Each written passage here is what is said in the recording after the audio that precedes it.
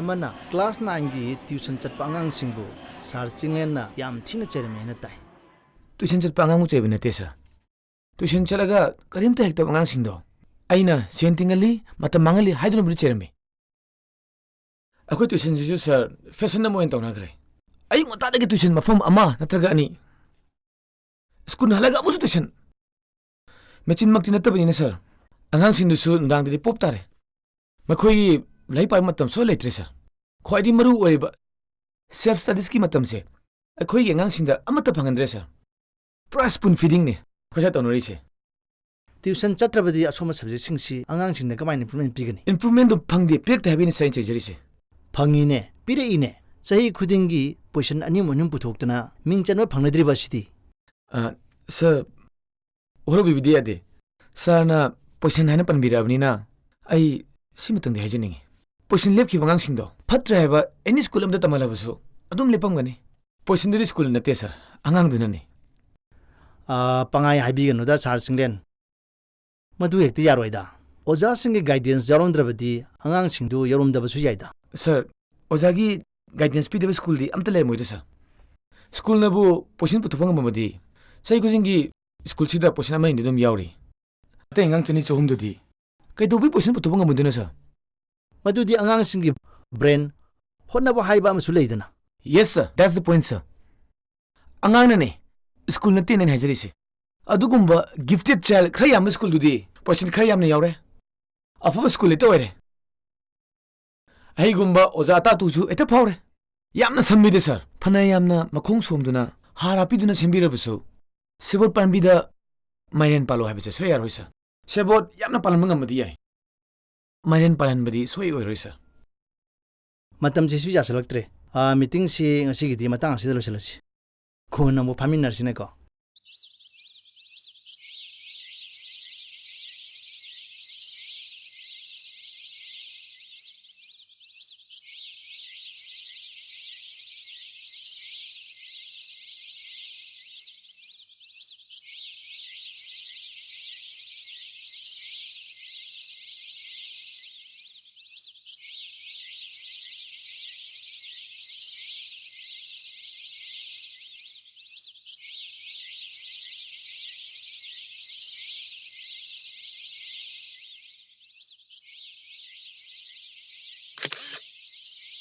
ngasi aina unajari basi ngarang haidokiba ISSLC 2014 gi second position tarkhibi mangalaima chanugani bemagi thamuida manipur pumbagi oina second position tarkhibsida kari phawbibage amudang haibiu yam nungai second mak tarakani haibdi thajagide adubu thajadana taramini yam nungai haitar ngasi manipur pumbagi ani suba position oina lakhibase masi kamaina hona birokpage kana kana gi mateng phangakpage haibudu amutang phajana thambiu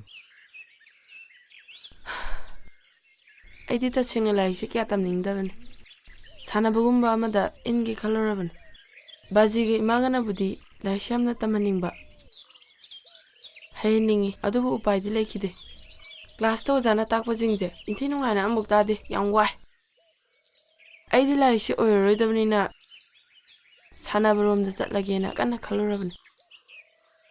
Adu yauna handaraba mangalimana, Matop Karam the second position Tarkiban Havado, Mariksum Nang Takbi. Abularic Baba Hon gives you Class 10 Kaba Horokwood again. Class 9 Fawudi a Laritakia interest Lorokide. The sing na I will like the Mayan Kibusidi, searching Lena Nihaning. Miss Tampa.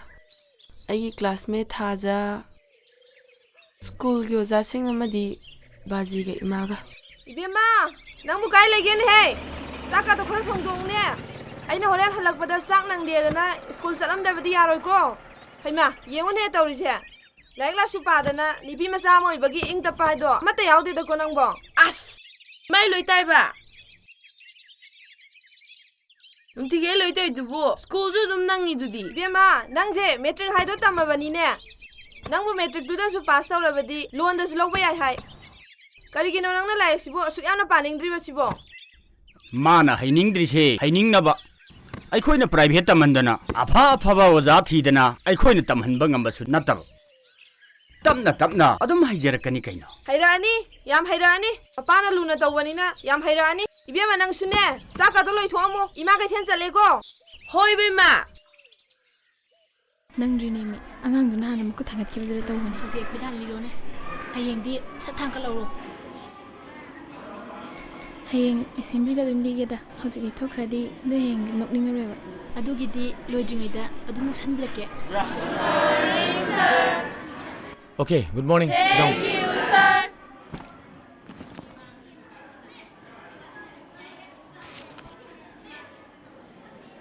Okay, please respond to the roll call.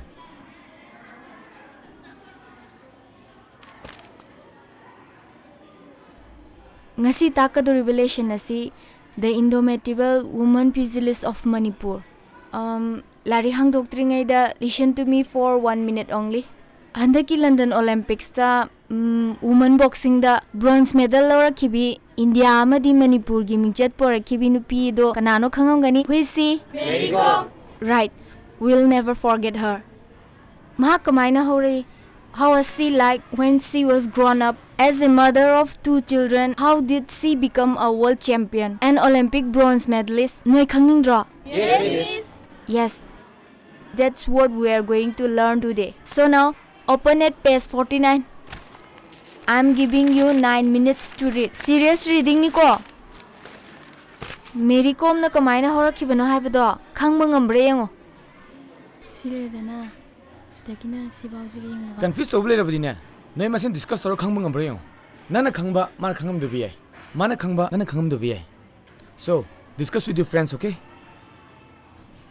Time for discussion is over. Discussion loire ko. Discussion gi matam loire. Discussion tawda any doubt leiba, confusion leibo itargadi, I'm here to clarify that. Mericom table, any confusion? No, miss. Very good. Suranjoy table, any question? Miss, masigi sentence sida sabbatical sa naula adjective lang ta habiu ba. Very good question. Oje textbook ti aruba textual question sing do ne ending ai dane. Textual question sing nataba. Question manga noi amam na semo. Noi amam na question manga. Miss. Textual question ga manabam te yaudre ko. Yaudre. Very good. Time is over.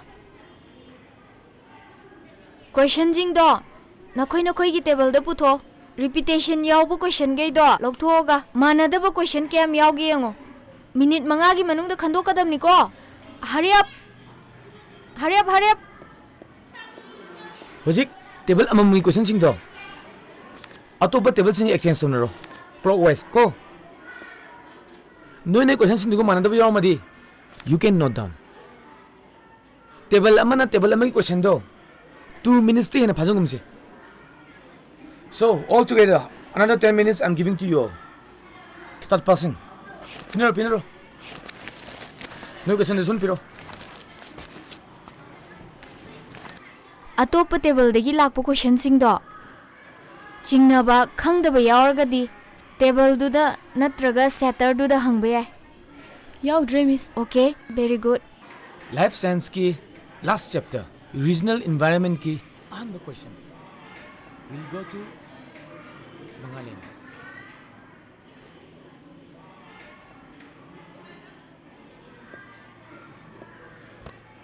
Achau dam sabana environment yamna soli ko. So, suggest any alternative.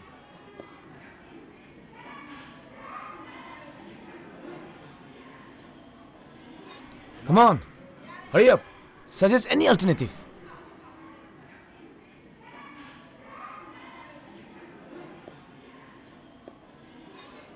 Sorry, sir.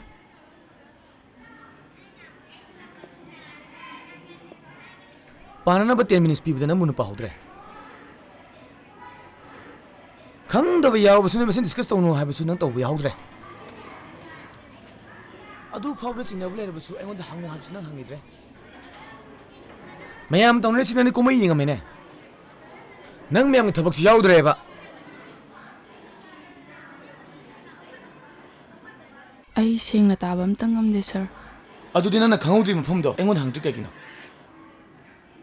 ꯅꯪ ꯀꯌꯥꯝ ꯋꯥꯅ ꯄꯨꯡ ꯑꯃꯗꯤ ꯁꯤ ꯐꯝꯃꯤꯅꯣꯕ That's very unfortunate I don't like it Anyone in this table can answer this question Anyone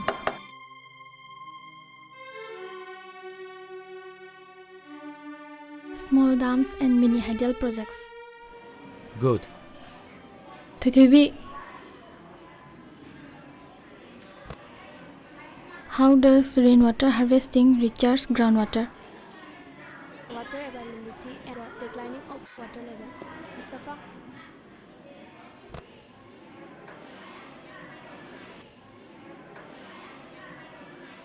Okay, well done. Time is over for today.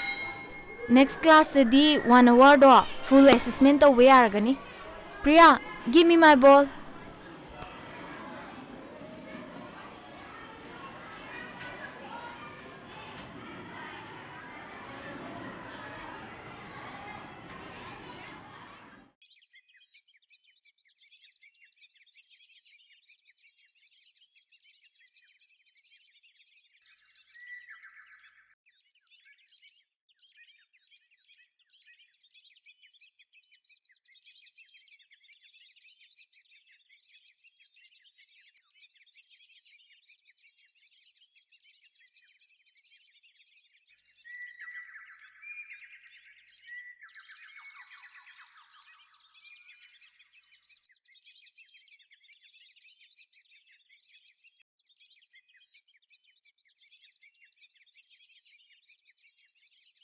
Isabo, kaidobo yaurubage.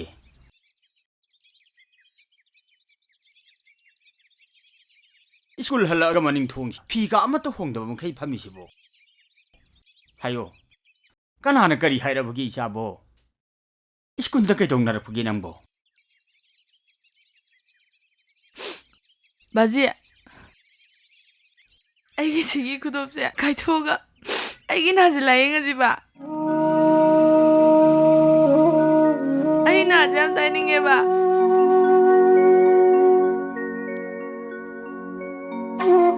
아두디네 이샤나 딜리다기 펑악바 에왓기 셴팜마두네 라이키브 사나네 두디 까이베야테 바 미기 쿨랑잣기 아두가네 마두다기 펑악바 빠샤두네 이샤 라잉가니 이파네 이샤 라잉가니 ꯑꯩꯒꯤꯗꯤ ꯍꯥꯏꯖꯔꯤꯕ ꯑꯁꯤꯅꯤ ꯑꯉꯥꯡꯁꯤꯡ ꯑꯁꯤ ꯇꯥꯛꯄ ꯈꯛꯇꯅ ꯌꯥꯕ ꯅꯠꯇꯦ ꯈ꯭ꯋꯥꯏꯗꯒꯤ ꯃꯔꯨ ꯑꯣꯏꯔꯤꯕꯗꯤ ꯃꯈꯣꯏꯒꯤ ꯍꯣꯠꯅꯕ ꯄꯥꯕ ꯊꯤꯕ ꯍꯨꯝꯕ ꯁꯦꯜꯐ ꯁ꯭ꯇꯗꯤꯁ ꯑꯗꯨꯅꯤ ꯌꯥꯝ ꯆꯨꯝꯕ ꯋꯥꯅꯤ ꯑꯣꯖꯥ ꯍꯣꯏ ꯑꯉꯥꯡꯅꯤ ꯃꯈꯣꯏꯅ ꯈꯪꯗꯕ ꯀꯔꯤꯒꯤ ꯌꯥꯎꯗꯅꯤ ꯃꯇꯝꯗꯨꯗ ꯈꯪꯗꯕꯗꯣ ꯑꯣꯖꯥꯒꯤ ꯃꯇꯦꯡ ꯂꯧꯒꯗꯕꯅꯤ ꯀꯗꯥꯏꯗꯒꯤ ꯑꯩꯈꯣꯏ ꯁ꯭ꯋꯥꯏꯗ ꯇꯧꯅꯔꯤꯁꯤꯗꯤ ꯑꯣꯖꯥꯅ ꯇꯥꯛꯄ ꯍꯣꯏ ꯋꯥꯔꯤꯁꯤ ꯅꯨꯡꯉꯥꯏꯔꯤ ꯃꯉꯥꯜ ꯃꯁꯦ ꯍꯣꯏ ꯑꯣꯖꯥ ꯂꯥꯏꯔꯤꯛꯁꯤ ꯀꯌꯥ ꯄꯥꯡꯗꯦ ꯍꯣꯏ ꯍꯣꯠꯅꯕꯕꯨꯗꯤ ꯊꯥ 10 ꯂꯩꯔꯤ ꯌꯦꯡꯕ ꯇꯥꯔꯦꯗꯅ ꯀꯩ ꯃꯦꯒꯥꯖꯤꯟꯅꯣ ꯁꯔꯒꯤꯗꯨꯕꯣ India Today nida ahang matamda paningadina sum paisalakpanida atopaji yauri misna paningade ꯌꯥꯔꯦꯗ ꯁꯔ ꯁꯥꯅ ꯁꯥꯕꯅꯦ ꯃꯦꯗꯥꯝ ꯉꯁꯤꯁꯦ ꯁꯥꯗ꯭ꯔꯣ ꯉꯁꯤꯁꯦ ꯌꯥꯝꯅ ꯁꯥꯏ ꯑꯩꯕꯨꯗꯤ ꯑꯅꯧꯕꯅꯦ ꯃꯤꯁ ꯍꯣꯏꯗꯤ ꯆꯍꯤ 3 ꯁꯨꯔꯦꯁꯨ ꯍꯥꯏ ꯀꯝꯄ꯭ꯂꯦꯟ ꯀꯝ ꯇꯧꯅꯗꯕ꯭ꯔꯣ ꯁꯤꯕꯣ ꯁꯤꯒꯨꯝꯕꯗꯤ ꯈꯟꯕꯤꯕ ꯅꯠꯇꯦꯗ ꯃꯦꯅꯦꯖꯃꯦꯟꯅꯗꯤ ꯃꯈꯣꯏꯅ ꯍꯦꯛ ꯈꯟꯕ ꯍꯥꯏꯕꯕꯨ ꯆꯍꯤ ꯈꯨꯗꯤꯡꯒꯤ ꯄꯣꯖꯤꯁꯟ ꯈꯔ ꯄꯨꯊꯣꯛꯄ ꯑꯉꯥꯡꯁꯤꯡꯁꯤꯅ ꯀꯤꯔꯤꯛ ꯀꯤꯔꯤꯛ ꯏꯟꯅꯗꯅ ꯃꯤꯡ ꯆꯟꯕ ꯐꯪꯗꯕ ꯇꯣꯂꯣꯞ ꯈꯔ ꯋꯥꯡꯕ ꯑꯔꯤꯕ ꯑꯣꯖꯥ ꯂꯧꯊꯣꯛꯈꯤꯅꯕ ꯍꯣꯠꯅꯕ ꯁꯤꯒꯨꯝꯕꯁꯤ ꯈꯛꯇꯅꯤ ꯃꯨꯟꯅ ꯈꯜꯂꯨꯔꯗꯤ ꯄ꯭ꯔꯥꯏꯚꯦꯠ ꯁ꯭ꯀꯨꯜꯒꯤ ꯑꯣꯖꯥꯁꯦ ꯑꯣꯏꯍꯩꯕ ꯅꯠꯇꯦꯗ ꯁꯔ ꯏꯁꯥꯒꯤ ꯁꯤꯟꯐꯝꯕꯨ ꯑꯗꯨ ꯍꯟꯊꯅ ꯈꯟꯕꯤꯒꯅꯨ ꯃꯤꯁ ꯑꯣꯖꯥ ꯑꯣꯏꯒꯦ ꯍꯥꯏꯗꯤꯅꯦ ꯄ꯭ꯔꯥꯏꯚꯦꯠ ꯁ꯭ꯀꯨꯜꯒꯤ ꯑꯣꯖꯥꯅꯤ ꯑꯣꯏꯒꯗꯕ ꯌꯥꯝꯅ ꯀꯝꯄꯤꯇꯤꯇꯤꯚ ꯑꯣꯏꯕ ꯌꯥꯝꯅ ꯆꯦꯂꯦꯟꯖꯤꯡ ꯑꯣꯏꯕ ꯑꯩꯈꯣꯏ ꯁ꯭ꯋꯥꯏꯒꯤ ꯁ꯭ꯀꯨꯜꯁꯤꯡꯁꯤꯗꯕꯨ ꯄꯩꯁꯥ ꯇꯥꯟꯒꯦꯅ ꯈꯜꯂꯒ ꯂꯤꯡꯈꯠꯅꯕꯅ ꯑꯌꯥꯝꯕ ꯑꯣꯏꯕ ꯑꯐꯕ ꯁ꯭ꯀꯨꯜꯁꯦ ꯁꯤ ꯀꯩꯅꯣ ꯍꯥꯏꯕꯁꯤ ꯈꯪꯕ ꯌꯥꯎꯗꯕ ꯑꯗꯨꯅ ꯃꯌꯥꯝꯅꯅꯦ ꯁꯦꯟꯗꯥꯟꯐꯝ ꯂꯂꯣꯟꯐꯝ ꯑꯣꯏꯅ ꯎꯈꯤꯕ ꯋꯥꯅꯤ ꯍꯣꯏ ꯑꯗꯨꯕꯨꯗꯤ ꯄ꯭ꯔꯥꯏꯚꯦꯠ ꯁ꯭ꯀꯨꯜꯁꯤꯡꯁꯦ ꯂꯥꯛꯄꯗꯒꯤ ꯑꯉꯥꯡꯁꯤꯡꯁꯤ ꯌꯥꯝꯅ ꯀꯝꯄꯤꯇꯤꯇꯤꯚ ꯑꯣꯏꯔꯛꯈꯤꯕꯅꯦ ꯃꯥꯅꯦ ꯑꯗꯨꯗ ꯃꯤ ꯈꯔꯅ ꯕ꯭ꯂꯦꯛ ꯃꯅꯤꯗꯨꯅ ꯁ꯭ꯀꯨꯜ ꯑꯣꯟꯊꯣꯔꯛꯄ ꯌꯥꯎꯔꯛꯄ ꯃꯤꯁꯨ ꯇꯧꯅꯩ ꯍꯥꯏꯗꯅ ꯌꯨꯝ ꯈꯨꯗꯤꯡꯒꯤ ꯁ꯭ꯀꯨꯜ ꯄꯣꯟ ꯑꯣꯟꯊꯣꯛꯅꯔꯛꯄ ꯃꯈꯣꯏꯁꯤꯡꯁꯤꯅ ꯄ꯭ꯔꯥꯏꯚꯦꯠ ꯁ꯭ꯀꯨꯜꯁꯦ ꯃꯑꯣꯡ ꯑꯃꯗ ꯎꯍꯟꯕꯩ ꯋꯥꯅꯤ ꯌꯦꯡꯉꯨꯅꯦ ꯁꯥꯒ꯭ꯔꯁꯤꯗ ꯄꯥꯈꯟꯁꯤꯗ ꯑꯉꯥꯡꯁꯤꯡꯁꯦ ꯍꯨꯃꯥꯡ ꯖꯤ ꯁꯧꯒꯩ ꯐꯝꯍꯜꯂꯤꯁꯤ ꯌꯦꯡꯉꯨ ꯑꯉꯥꯡ ꯑꯇꯥꯏ ꯄꯨꯟꯗ ꯌꯥꯗꯦ ꯅꯤꯌꯣꯝꯒꯗꯤ ꯑꯣꯖꯥ ꯑꯩꯈꯣꯏꯅ ꯍꯨꯃꯥꯡ ꯁꯧꯋꯦꯅ ꯀꯨꯗꯥꯝꯁꯤ ꯂꯧꯊꯣꯛꯑꯦ ꯑꯉꯥꯡꯁꯤꯡꯗꯅ ꯈꯣꯡꯎꯞ ꯇꯣꯡꯗ ꯌꯥꯗꯦ ꯑꯣꯖꯥꯅ ꯁꯥꯏꯌꯦꯅ ꯁꯎꯟ ꯁꯤꯟꯗꯅ ꯑꯃꯨꯛ ꯂꯥꯛꯑꯦ ꯁꯤ ꯀꯩꯅꯣꯝꯃꯁꯤ ꯁꯣꯏꯗ꯭ꯔꯣ ꯑꯩꯈꯣꯏꯒꯤ ꯑꯉꯥꯡꯁꯤꯡꯁꯤꯕꯨ ꯅꯨꯡꯗꯨꯝꯒꯨꯝꯕ ꯎꯀꯛꯀꯨꯝꯕ ꯄꯣꯂꯣꯡꯗ ꯂꯣꯟꯁꯤꯟꯅꯔꯒ ꯄꯝꯇꯝꯅ ꯊꯝꯕ ꯌꯥꯕ ꯄꯣꯠ ꯑꯃꯒꯨꯝ ꯈꯟꯕ ꯃꯥꯟꯗ꯭ꯔꯣ ꯑꯩꯈꯣꯏꯒꯤꯁꯤꯗꯤ ꯈꯔꯕꯨ ꯐꯔꯤꯌꯦ ꯁꯥꯔ ꯁ꯭ꯀꯨꯜ ꯈꯔꯗꯤ ꯐ꯭ꯂꯣꯔꯒꯁꯤ ꯎꯐꯨꯟ ꯉꯥꯛꯇ ꯀꯨꯝꯍꯩꯅꯤ ꯑꯁꯦꯡꯕ ꯉꯁꯤꯗꯤ ꯕꯦꯜꯁꯦ ꯁꯨꯡꯇꯥ ꯇꯥꯗꯕ ꯃꯥꯟꯗ꯭ꯔꯣ ꯃꯤꯁ ꯇꯝꯄꯥ ꯁꯥꯔ ꯄ꯭ꯔꯤꯟꯁꯤꯄꯜꯅ ꯑꯃꯨꯛꯇ ꯂꯥꯛꯄꯤꯌꯣꯌꯦ ꯍꯣꯏ ꯍꯣꯏ ꯕꯦꯜ ꯇꯥꯈ꯭ꯔ ꯃꯥꯅꯦ ꯑꯩꯗꯤ ꯑꯝꯇ ꯇꯥꯍꯧꯗ꯭ꯔꯦ ꯑꯁ ꯀꯩ ꯑꯃꯨꯛ ꯍꯥꯏꯔꯛꯇꯣꯏꯖꯥꯅꯣ ꯑꯩ ꯑꯝꯇ ꯆꯧꯈꯤꯒꯦꯀꯣ all the best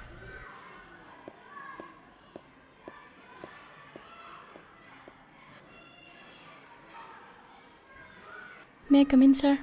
Come in. Sir, mangalay mana kainomta haijagi kamal room da amta lakpiba yagadra. Laki.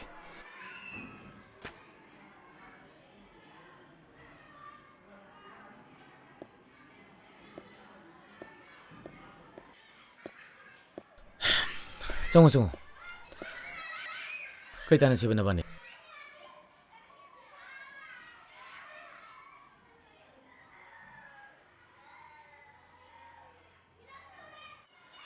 Kay ni sibo.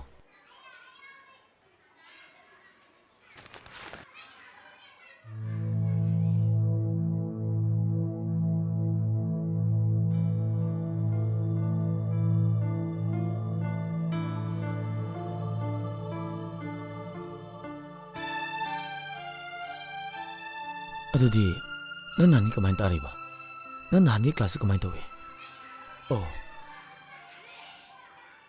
Sir, ibidresu yarani. Nahangaidi hangko hangsingdo notebook da aina thilaga tai. Ngarangidudi akhoina sembada yaudaba question ama sarna hangakpaduda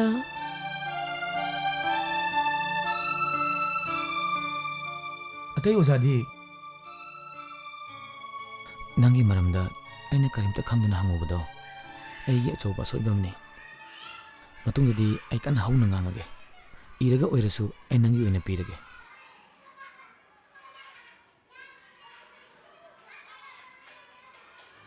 Thank you, sir. Welcome.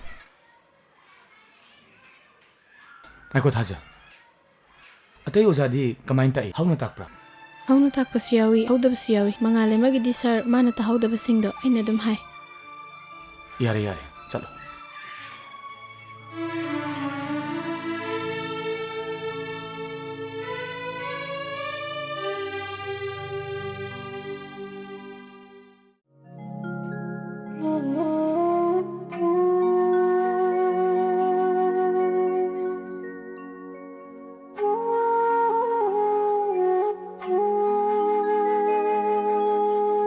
Bajisu aigi na layingnaba migi thabak suduna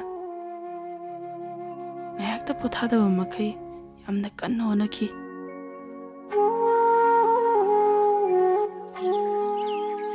nongma school gi literary meet imanabi aniga isai gi tanthada jagoi gi competition yauki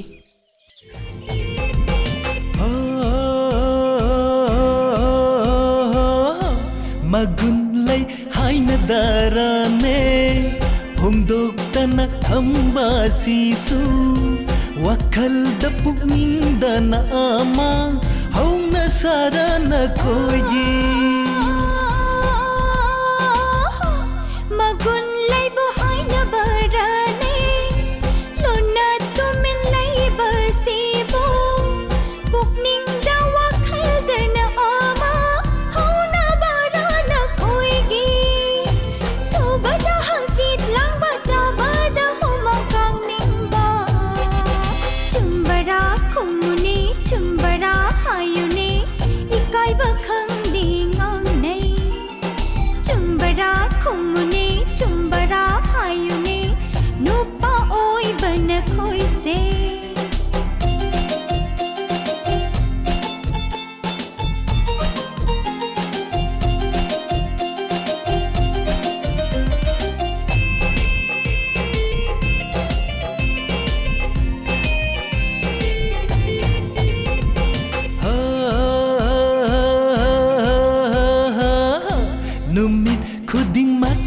semba laikai koi gan bina taudo hai nau yom yumbal ta jani belanga ya hipun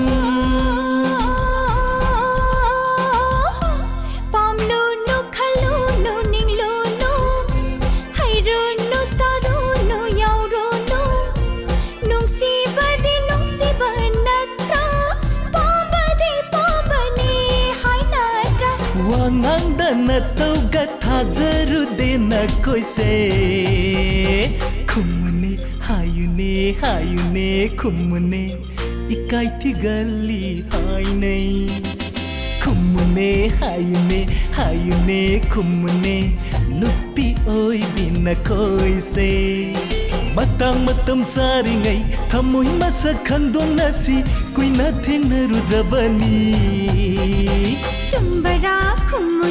Chumbara hayune ikai bakhang dingang nai Chumbara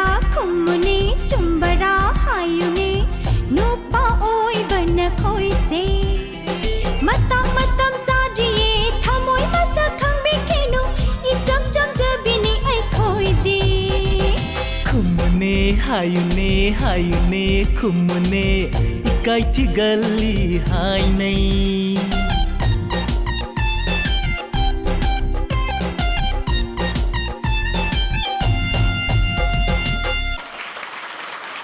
Nangalay mo sila ito kaya pang di performance pa saan tawin niya?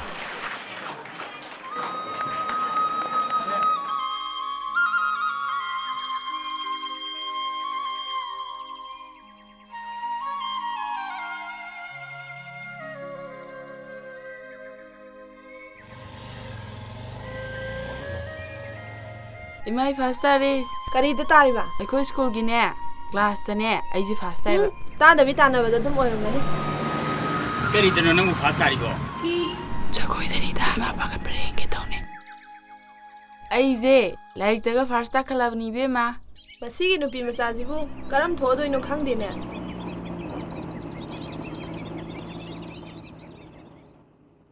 Okay, who will tell the story today? 5 minutes ki nungai bo rim taga class over se. Anybody?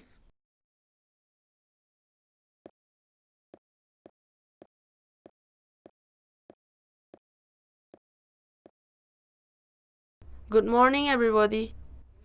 Thaina mamangai da nupi macha ma lerami. Nupi macha si masang mataw yam phaje. Larik su yam na hai. Ina kaira su yam na khulli. Mahakin habda aur pa ma fawu leite. Mahasi mama pa na wata padana nungai na thami. Adubu school gi assembly da nungti gi wari aten ba amam liheli sha.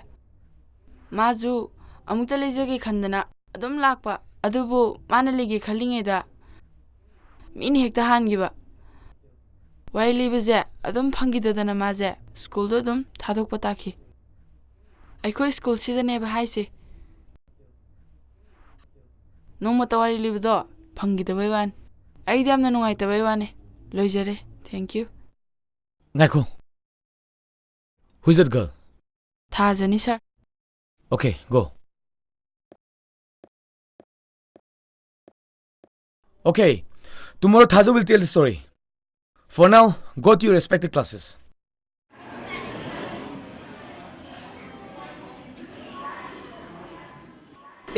Oza ni itha thajadana. Private school demu yore oza. Khangdre da oza. Aikoi association gi office lai habi dongai thong ngamde. Ngaya tang chakot thorangi wa khan ga dabsu khana phanmi. Wajana haibiri asibu. Aikoi gi private school welfare association asibu. Tu asi haibiri. Adi wa na teda. Aikoi na budi kari haibu ngamun. Association lai habi dongai. Chenkai thumgai di hane ni. Hendum henga leida natrane. Haibinu do waja. Ngasigi civil society punamak mahiroi singi look khudimang na khangbiduna maira paibi manipur da leiriba mipum khudimang na association lasina lokhaliba khongthang se achumbani haiduna manipur gi kachin koya khudimak do waja free zone education bu free zone oigadabani haiduna really amadi miyam khangba sangsal liba khongjang se masibu phatti haibasidi takbi gunu waja natra waja summe chemistry ahma lesson je akoina hodringai da ai noi mem kinom haige ne munna taw life science tawna chemistry ba subject sisu ai khoida yamna familiar oidaba wahi wata yamna thengnar kani aduna subject sima ju khoi ningsing bagi kauduna bagi yam kana hona batai ko you have to try to memorize some names nomenclatures etc kudamoina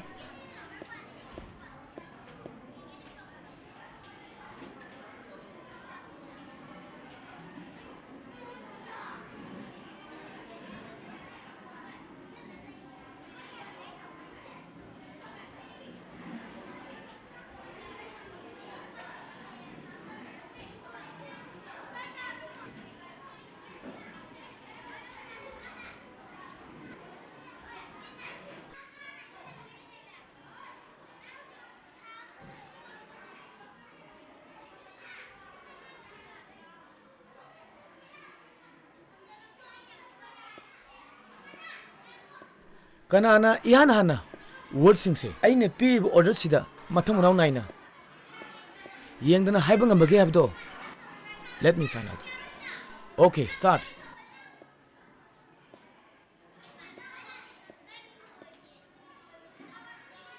2 minutes past yengduni kanana ihan hana haiba ngamge na 3 minutes past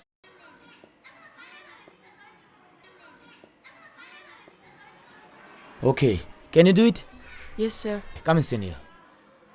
Turn your back to the boat.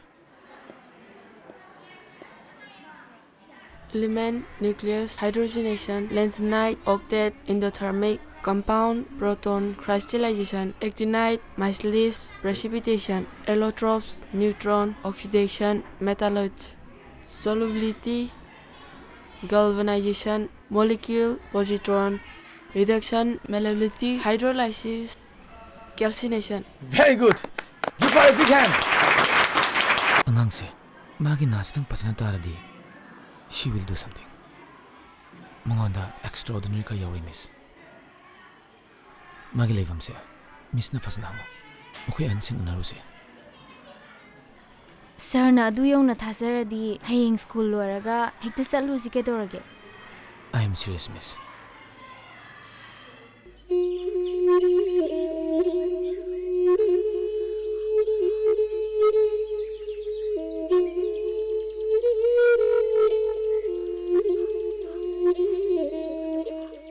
Nongma ipai jasi pot leiba satpani kaithinda adu akhoina leiriba dukala duda bom mama mafam khangdana langchalaki madura ai jasina bom adu khullaga langthokiba thawna phabagi ni aidana Delhi da kaksu mana lo wasali oza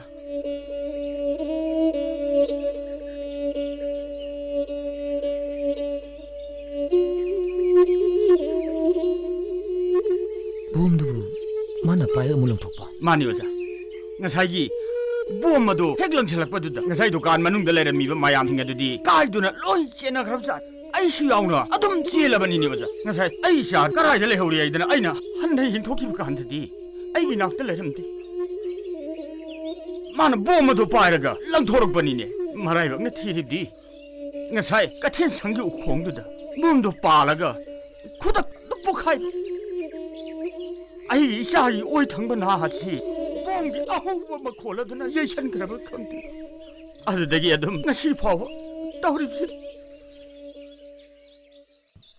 makhata badi doctor da karida yeng oi na si kaktan operation tawche na haiba adu da aina sen thumgi phibam di na tai chada ba kana gumbana di khara khara tamna tamna farkani so adum hai kana gumbana na kongi operation sidi kana de so dum hai adana hauji phawada ai chanu pi si tawri sin Kura Bravery Award ta sale gi mana ke am yauge ahan ba sahi do lupa lising nipu di phangki nipu manga wor malida matam du da sawa yum ni si mathang chahi dagi di Manipur dagi che thabi de haibra karino adum phangki de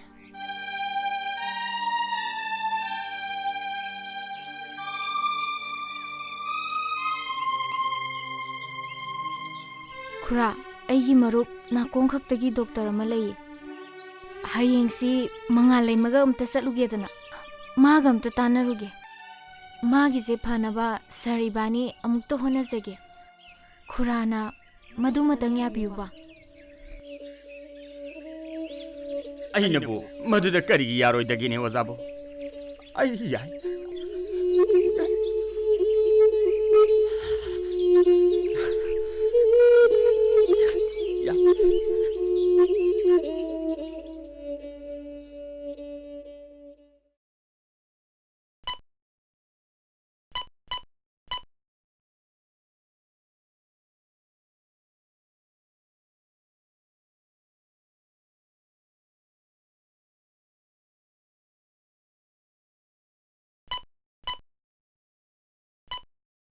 Miss Tampaga, Sergeant Lingan Aibu. Nakongi Doctor Am the Puviki.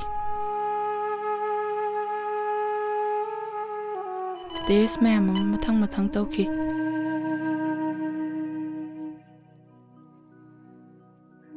Doctor Donasu, Yamna section in Biki.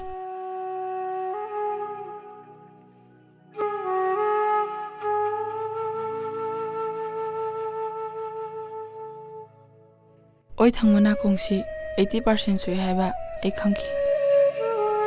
Hearing aids season anaba doctor ne advice toraki.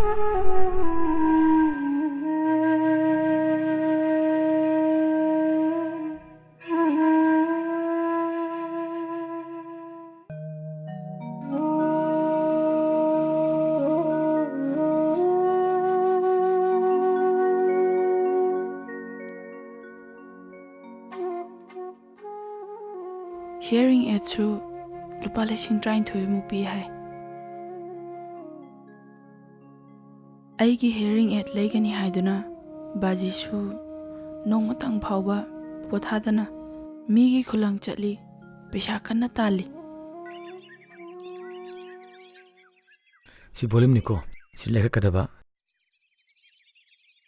si lekha kadaba se am tapsalu se hapsalo.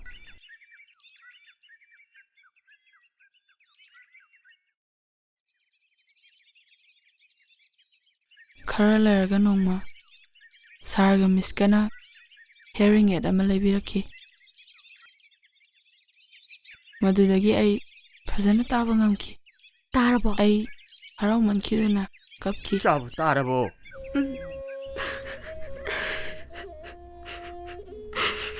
Kadang kapino kapkono se Kapiro. Sabu kapiro. Kapkono. kapkono se angau bizidi.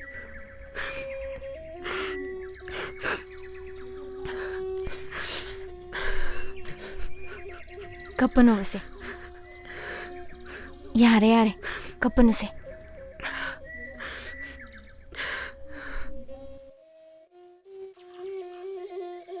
Numitudagi ai anoba poma popugum toki. Lari se khang apaning ma phauki. Ozani dubu laigum khanjaki. Aina larik ta thawa yawa tapna horakhiusi. Ozani dugi minungsi. Makhoi ani gi lamansi amutang singi khankiba ani sinani hainingi. Makhoi nei bu yamna pukning thogat phiki. Yam haire kanno honau ko. Hangang ngone mesi hangnaro. Miss, jingam sa. Nang jang monda. Thank you. What is this? Root. And what is this? Sir, jingam. Thank you. Nang class teacher.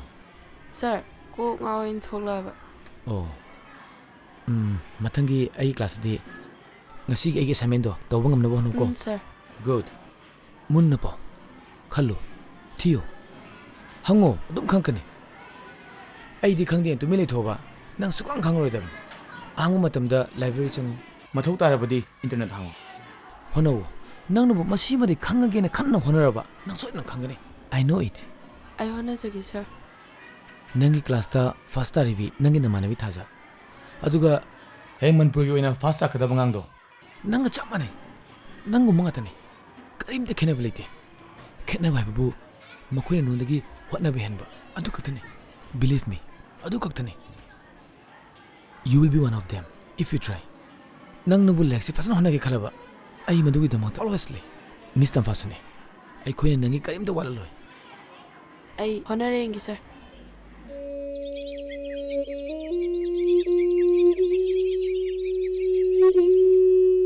Ai laisi kya paningam dabane. Adubu sargi apambase amuktang thunganba ngambra yengi haina ti khanki. Ai tapna larik paba hore. Sum haina rei.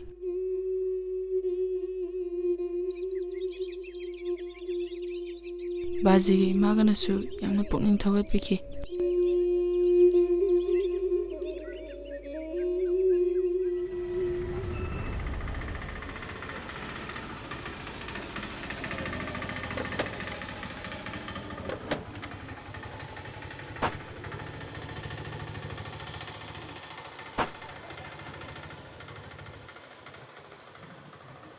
Kaino mayam yai yai ai kan thom ko era khoi gi second saturday khuding gi ini chali dana manipur fam loi chat tabal leitre matang ni mori se sen tong da matang ni sen di sta ba ingon da madu na tim sa do man di kai lei gi ne ang khura gi ang gi tu sono fam do saturday night khuding gi khoi cha am sa nei ba madu yaw dre de mu mori he yaw ru ga di ai yaw dre dana madu kan mu han da era sak chara ma yaw du ku su kai de da madu matang do khitang kan gi je ba final to gigum jiko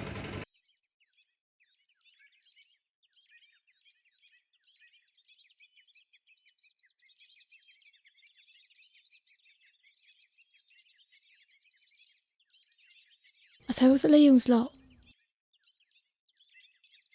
Ai ngong su yenge kok sham na ngawe. Nang yeng thoro da. se champrasi manam namo habani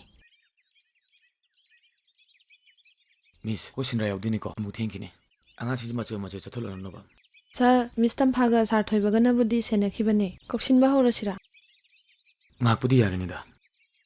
Lam chathol je. Hoi sir, ai su sum senarukhige. Hoi miss.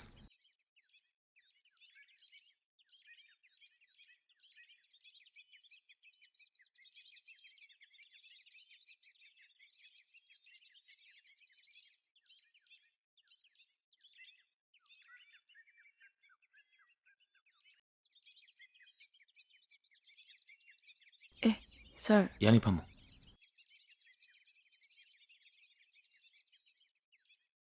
Kedore, discussion la tumi phamle de.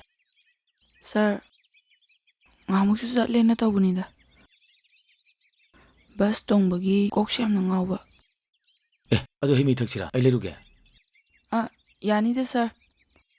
Adu muk thakchalurdi authorani sir. Bonga wori kauthokina ba yam interesting wori am lirura. Natraga ngang amna time do matam do oibra. Sir, yani da dum libiyo.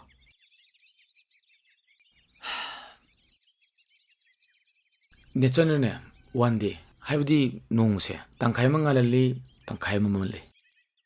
Mamamni na khoi pung train thoije kam to ya de na. Adubo miyo ba khoina hona budigi amama tangkhai je ngasi dingalalle. Maru eba thabak thorom ke hamsu pangthok ngamalle.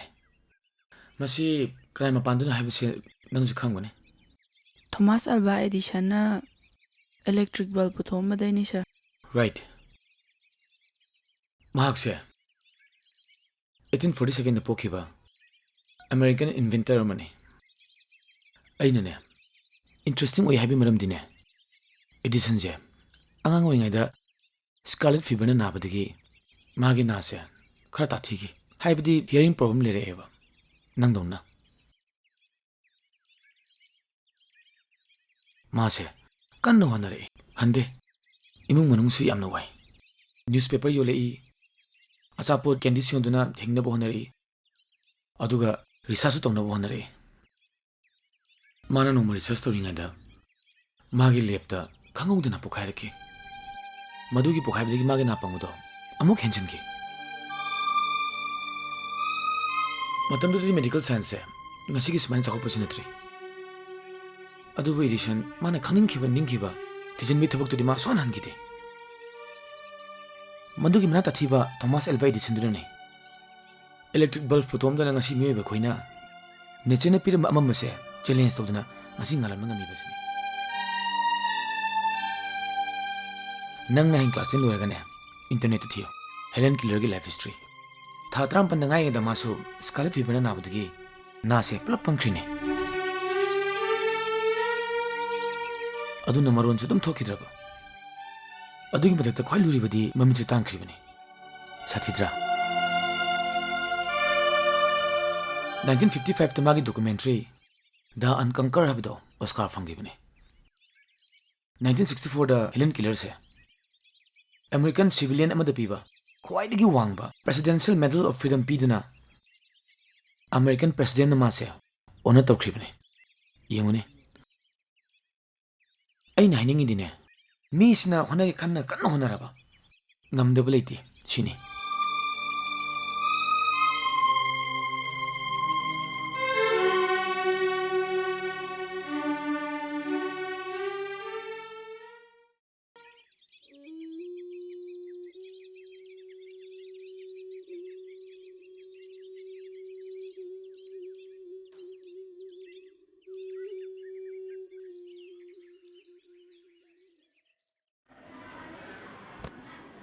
What is an alloy?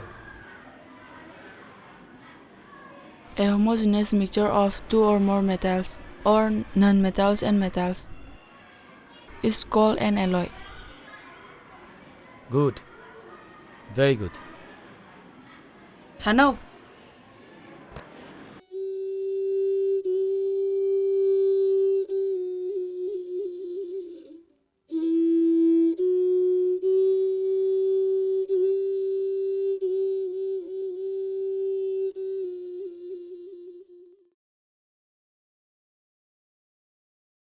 September this year, I fazana iki. Punsida ihan hanba oina khwaidagi nungaiba exam haibado maduna oiki.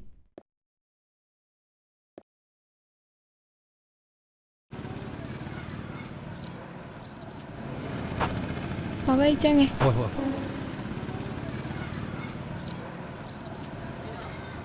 Oja office loibirabro. As karaidena ta. Angang thangoi benna muthilamaga office of ban haijendoin. Office ta athengma kambu ga muthengdaraga. Ore party lorakpa agang tuisel lorakpa chap sana laga yumna mandurim ne. Ngai khuni. Sinamagi chemistry oja do ai angang ji amka tamandi adrine. Angang du chemistry gi matang do ikhang khangawdre hai. Era angang na khang khang dabe wana ti. Andaki BSc da angang tilakpi mama ma yawin kana hainari ne. Maga tushelo phau ngai minnabi gi wer mali ne. Taki BSc minne kirkri ine haisha. Sujani angang tuition thinbrai bu yum kaina to kone ko yumdi kairo ekhoi ne pidine tuition ne bu hairati tumil leradam oza do mathangi BSc full loiri na khra hainu na nangadi khara tinagum tawdaine khangdre do oza BS amada mi sama sama tambasida sit phangadre angang su khangi bra khangda khoi no ta hangudre school da de amuk toiba class amada angang ya kai khadang henbada control ngami ga ngamde ga amuk toiba yumda takpadana sama takpada phelauna di summi bani oja oja o hodobai ko se laibak thibani ne nan waine engineer hojik no oja andaki September te se sir itha thajadana akhogi manga leibana asta thorene sir agi certificate mana 100% phangine Kaidarage sanungai tabra Kaidarage thaja Kistawdeda Adugo kaigino nangna kapidi Nangna first tabadada ngai bandana kapningaiba Thajade Nangna haibu kudima ai loi thajaiba ado ngasigi sidi thajadebo Marma masulai Kari maramno engonda haiba yadabra Yaida Hayeng progress report urakanda akhoi pabana ngangadabado haustagi hongna uraba aduginida Nursery ngasi phawba first adum tadana laaga handak second tare tabada akhoi pabana ngangadabado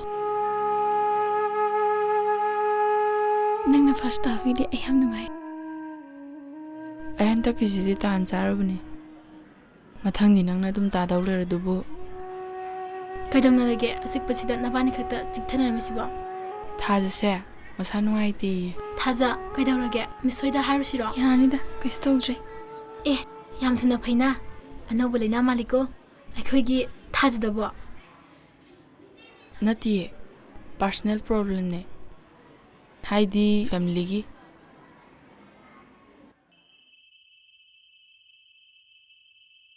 सिबो कमाई मी होइदुनो नंग पुंग 10 फाउ ताद्री तुम लेरमिसे monthly test दसु मिन fast ताग्रे ओइरो योसे आई खली पुनो मक्से लोय अस खोइदौ सवलिदा इबेमा साखर चाथोस Lao Tzu बेमा होगल साखर चाथोस लाओसे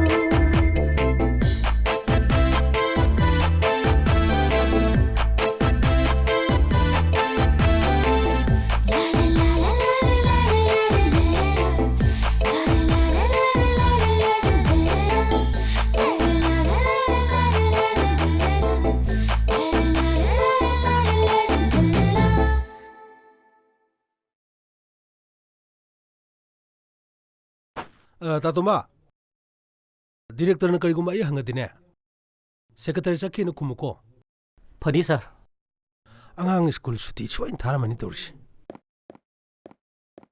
ꯑꯩꯈꯣꯏꯁꯨ ꯈꯔ ꯅꯨꯡꯉꯥꯏꯊꯣꯛꯄ ꯇꯥꯕ ꯍꯥꯏꯒꯨꯝꯗꯅ ꯋꯥꯗꯤ ꯋꯥꯔꯦ ꯑꯌꯨꯛꯀꯤ ꯄꯨꯡ 6 ꯅꯪꯅꯕ ꯑꯃꯨꯛ ꯊꯤꯜꯂꯛꯄ ꯄꯨꯡ 9 ꯅꯪꯅꯕ ꯑꯃꯨꯛ ꯂꯧꯔꯨꯕ ꯁ꯭ꯀꯨꯜ ꯑꯃꯨꯛ ꯊꯤꯟꯕ ꯃꯁꯤ ꯑꯩꯈꯣꯏ ꯑꯍꯜ ꯑꯣꯏꯕ ꯍꯥꯏꯗꯤ ꯃꯃꯥ ꯃꯄꯥ ꯑꯣꯏꯕ ꯑꯩꯈꯣꯏꯁꯦ ꯋꯥꯗꯤ ꯋꯥꯔꯕꯖꯥꯠꯅꯤ ꯅꯪꯗꯤ ꯑꯌꯨꯛꯀꯤ ꯑꯅꯤꯁꯤꯗꯅꯤ ꯈꯔꯕꯨ ꯐꯔꯤ ꯑꯩꯗꯤ ꯁ꯭ꯀꯨꯜ ꯂꯣꯏꯔꯒ ꯄꯨꯡ 5ꯗꯒꯤ 6 ꯐꯥꯎ ꯀ꯭ꯋꯥꯀꯩꯊꯦꯜꯗ ꯃꯅꯤꯄꯨꯔꯒꯤ ꯑꯣꯖꯥꯒꯤ ꯑꯃꯨꯛ ꯄꯨꯡ 6:30ꯗꯒꯤ 8:30 ꯐꯥꯎ ꯑꯃꯨꯛ ꯊꯥꯡꯃꯩꯕꯟꯗ ꯏꯪꯂꯤꯁꯀꯤ ꯑꯃꯨꯛ ꯑꯣꯐꯤꯁꯀꯤ ꯊꯕꯛꯀ ꯑꯝꯇ ꯅꯦꯅꯥ ꯇꯥꯅ ꯁꯨ ꯉꯝꯄꯣꯠꯇ꯭ꯔꯦꯃꯤ ꯂꯥꯏꯔꯤꯛꯅ ꯃꯈꯣꯏꯅ ꯇꯝꯕ ꯋꯥꯕꯅ ꯃꯃꯥ ꯃꯄꯥ ꯑꯣꯏꯕ ꯑꯩꯈꯣꯏꯅ ꯋꯥꯕ ꯃꯁꯤꯕꯨ ꯆꯨꯝꯃꯤꯕ ꯖꯥꯠꯂꯅ ꯈꯜꯂꯨꯕꯗ ꯃꯔꯛ ꯃꯔꯛꯇ ꯑꯩꯈꯣꯏꯁꯨ ꯑꯃꯨꯛ ꯃꯝꯃꯤꯕꯅꯤ ꯃꯝꯃꯨꯅꯣ ꯆꯨꯝꯃꯤꯕꯅꯤꯅ ꯑꯩꯈꯣꯏꯅ ꯇꯧꯔꯤꯁꯦ ꯊꯤꯀꯥꯗ ꯁꯦꯟ ꯊꯥꯗꯔ ꯁꯦꯟꯗꯣꯡ ꯂꯥꯛꯄꯗꯣ ꯑꯗꯨꯒꯨꯝꯅꯦꯃꯤ ꯏꯆꯥ ꯁꯦꯝꯃꯤꯁꯦ ꯍꯌꯦꯡ ꯃꯣꯏꯅ ꯄꯩꯁꯟꯒ ꯂꯦꯞꯄꯛꯀꯥꯟꯗ ꯕꯤꯜ ꯀꯥꯏꯕꯒꯨꯝꯕꯅꯦꯃꯤ ꯇꯧꯗꯣꯔꯤꯁꯦ ꯇꯤꯚꯤꯗ ꯈꯕꯔꯗ ꯊꯣꯛꯄ ꯐꯪꯗꯣꯔꯤꯕꯅꯦꯃꯤ ꯀꯗꯥꯏꯗꯩꯅꯣꯗ ꯃꯅꯥꯗꯤ ꯁ꯭ꯀꯨꯜ ꯂꯧꯈꯤꯗꯣꯏꯅꯤ ꯐꯥꯔꯁ ꯄꯣꯖꯤꯁꯟ ꯄꯨꯊꯣꯛꯄꯒꯤ ꯕꯦꯁ ꯁ꯭ꯀꯨꯜꯒ ꯍꯥꯏꯅ ꯑꯩꯈꯣꯏꯒꯤ ꯁ꯭ꯀꯨꯜꯗꯤ ꯄꯣꯖꯤꯁꯟ 5 ꯄꯨꯊꯣꯛꯑꯦ 6 ꯄꯨꯊꯣꯛꯑꯦ ꯒꯥꯅ ꯑꯐꯥꯎꯕꯗꯤ ꯃꯣꯏꯅ ꯁꯥꯈꯤꯗꯣꯏꯅꯤ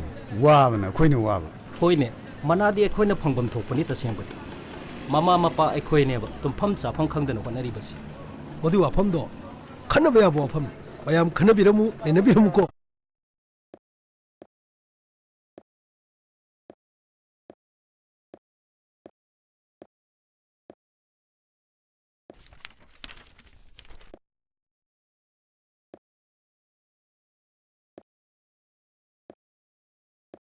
ꯁ꯭ꯀꯨꯜꯒꯤ ꯑꯇꯩ ꯇꯦꯁꯁꯤꯡꯗ ꯃꯥꯔꯛ ꯋꯥꯡꯉꯛꯇ꯭ꯔꯕ ꯐꯥꯔꯁ ꯇꯥꯔꯛꯇ꯭ꯔꯕ ꯊꯥꯖꯁꯦ ꯕꯥꯖꯤꯅ ꯌꯥꯝꯅ ꯆꯩꯕꯤ ꯍꯥꯏ ꯃꯗꯨ ꯇꯥꯕꯗ ꯑꯩ ꯌꯥꯝꯅ ꯅꯨꯡꯉꯥꯏꯖꯗꯦ ꯀꯔꯤꯒꯨꯝꯕꯗ ꯑꯩ ꯃꯥꯒꯤ ꯈꯜꯂꯒ ꯑꯆꯨꯝꯕ ꯑꯟꯁꯔ ꯑꯃꯅꯤ ꯐꯥꯎꯕ ꯀꯛꯊꯠꯂꯝꯕ ꯌꯥꯎꯏ